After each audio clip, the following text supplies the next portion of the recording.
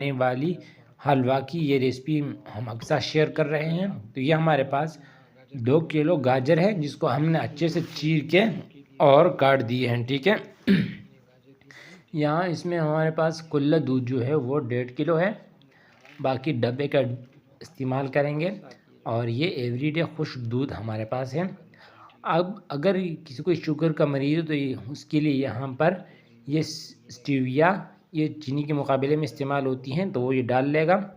तो सबसे पहले हम गाजर की जो है वो कटिंग कर लेंगे छोटी छोटी साइज़ में, क्योंकि हम इसको कुकर में पकाएंगे और अगर बड़ी हुई तो फिर कुकर में जगह ज़्यादा घेर लेगी।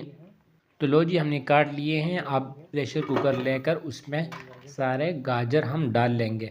अब एक तरीका ये है कि इस तरह इसको कुकर लगा के प्रेशर लगा लें तो ये अपने पानी में पक जाए, या शॉर्ट करना हो तो दूध डाल के इसको प्रेशर लगा